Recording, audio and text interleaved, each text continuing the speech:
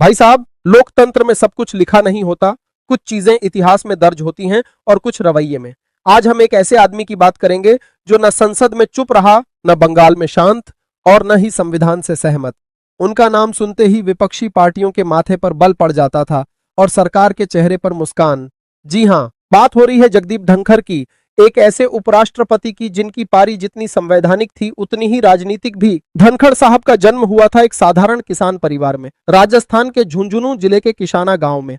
अब झुंझुनू क्या है भाई? राजस्थानी पगड़ी, बाजरे की रोटी और देशभक्ति से लबालब भरा वो इलाका जहां के लोग सेना में जाने को गर्व समझते हैं। बचपन में सरकारी स्कूल में पढ़े, फिर चले गए सैनिक स्कूल चित्तौड़गढ़। ये वही स्कूल है जहां बच्चों को न सिर्फ पढ़ाया जाता है बल्कि उन्हें अनुशासन का पाठ भी पढ़ाया जाता है। वही अनुशासन आगे चलकर उनके राजनीतिक फैसलों में झलकता भी है। इसके बाद उन्होंने राजस्थान यूनिवर्सिटी से लॉ की पढ़ाई की और बन गए वकील। लेकिन रुकिए, ये वकील सिर्फ कोर्ट में नहीं लड़े, ये संसद में भी लड़े, सड़क पर भी लड़े और जब राज्यपाल बने तो संविधान के लिए भी लड़े। सन 1989 जनता दल का जमाना था। उस समय वीपी सिंह का बोलबाला, मंडल कमीशन का दौर। उसी साल जगदीप धनखड़ लोकसभा पहुंचे झुंझुनू से। लेकिन ये उनकी आखिरी जीत थी लोकसभा में, क्योंकि इसके बाद सियासी किस्मत ने कई करवटें ली। फिर 1993 में कांग्रेस के टिकट पर राजस्थान विधानसभा पहुंचे किशनगढ़ से। भाई, राजनीति में ये कमाल की बात होती है, विचारधारा बदले या ना बदले, टिकट मिल जाए बस।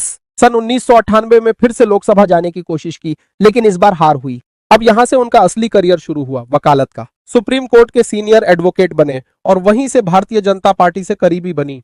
बीजेपी की कानूनी सलाहों में उनका बड़ा योगदान रहा। 2019 में एनडीए सरकार ने उन्हें बना दिया बंगाल का गवर्नर। और भाई साहब, ये वो पोस्टिंग थी जिसने जगदीप धनखड़ को सीधे नेशनल पॉलिटिक्स में एक चर्चित चेहरा बना दिया। अब ममता बनर्जी कोई चुप रहने वाली नेता नहीं है और धनखड़ साहब कोई दबने वाले गवर्नर नहीं। दोनों की टक्कर ऐसे शुरू हुई कि जैसे आईपीएल का मैच चल रहा हो, एक तरफ टीम टीएमसी और दूसरी तरफ टीम संविधान। राज्यपाल की भूमिका सिर्फ हस्ताक्षर करने तक सीमित नहीं रह गई थी। अब वो प्रेस कॉन्फ्रेंस करने लगे थे, ट्वीट करने लगे थे, बिल होल्ड करने लगे थे। ममता सरकार आरोप लगाने लगी कि गवर्नर राजनीतिक एजेंडा चला रहे हैं। धनखड़ साहब ने वाइस चांसलर की नियुक्तियों से लेकर भ्रष्टाचार, लॉ एंड ऑर्डर तक हर मुद्दे पर ममता सरकार को घेरा। यहां तक कि एक वक्त ऐसा आया कि ममता बनर्जी ने उन्हें ट्विटर पर ब्लॉक कर दिया था। भाई सोचिए, राज्यपाल को सीएम ने ब्लॉक कर दिया। ये राजनीति नहीं, नेटफ्लिक्स की सीरीज लग रही थी। 2022 में एनडीए की तरफ से उन्हें उपराष्ट्रपति का उम्मीदवार बनाया गया और जीत भी गए। राज्यसभा के चेयरमैन बनते ही सबसे पहला हमला किया सुप्रीम कोर्ट के ऊपर। एनजैक को खारिज करना जनता के जनादेश का अपमान है।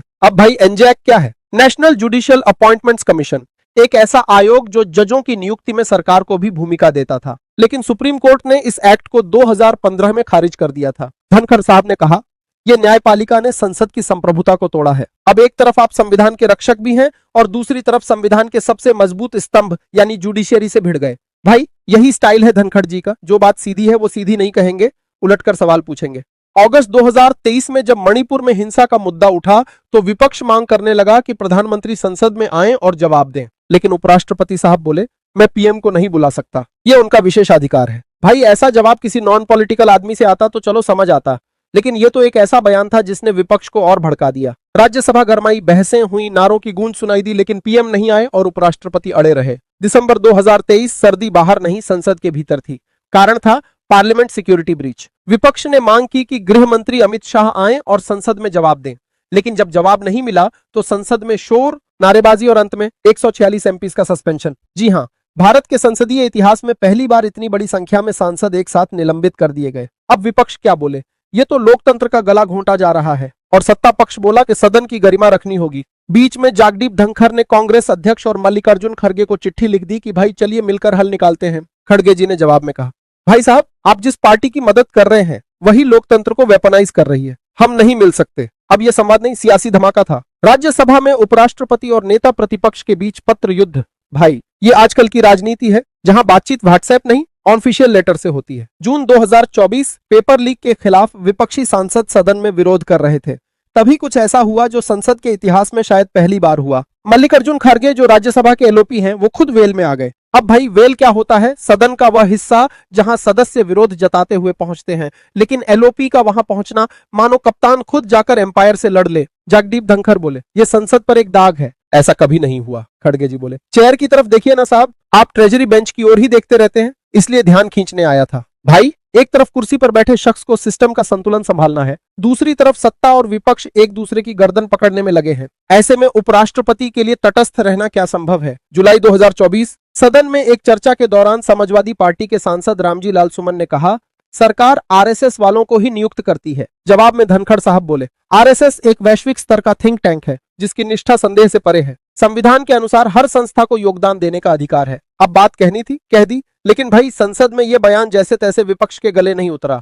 भारत में आरएसएस का नाम लेना मतलब देश की राजनीति में हलचल मचा देना, और जब यह बयान संसद के चेयरमैन की कुर्सी से आए तब तो हंगामा तय था। सितंबर 2024 राज्यसभा के इंटर्नशिप प्रोग्राम में बात कर रहे थे जगदीप धनखड़, और उन्होंने कहा, सबसे दुर्भाग्यपूर्ण होता है जब कोई संवैधानिक पद पर बैठा व्यक्ति देश के दुश्मनों के साथ खड़ा दिखे। अब नाम नहीं लिया, लेकिन पूरा सदन जानता था इशारा किसकी ओर था। राहुल गांधी, जो अमेरिका दौरे पर बोल आए थे कि भारत की राजनीति से प्रेम, सम्मान और विनम्रता खत्म हो गई है। भाई, राजनीति में शब्दों से ज्यादा मायने होते हैं उनके पीछे की नीयत के, और जब कॉन्स्टिट्यूशनल पोस्ट से कोई बयान आए तो विपक्ष को मौका मिल ही जाता है आग जलाने का। दिसंबर 2024 इंडिया गठबंधन के 60 सांसदों ने राज्यसभा में नोटिस दिया जगदीप धनखड़ को हटाया जाए। यह भारतीय इतिहास का पहला मौका था जब उपराष्ट्रपति को हटाने की कोशिश की गई, लेकिन डेप्यूटी चेयरमैन हरिवंश ने इस नोटिस को तुरंत खारिज कर दिया। यह प्रक्रिया गड़बड़ी से भरी है और कॉन्स्टिट्यूशनल पद की गरिमा को गिराने की कोशिश है। राजनीति में हार और जीत से ज्यादा बड़ा खेल होता है संस्थाओं को कमजोर करने का, और जब संसदीय गरिमा खुद दांव पर लग जाए तो सवाल यह नहीं होता कि कौन सही है, सवाल यह होता है कि अब लोकतंत्र किस दिशा में जा रहा है। अप्रैल 2025 सुप्रीम कोर्ट ने गवर्नर से जुड़े बिल्स पर फैसला सुनाया। प्रेसिडेंट को 3 महीने में निर्णय लेना होगा। धनखड़ साहब ने इस पर सीधा सवाल उठाया, क्या न्यायपालिका अब राष्ट्रपति को निर्देश दे सकती है? यह संविधान की उच्चतम व्यवस्था को चुनौती है।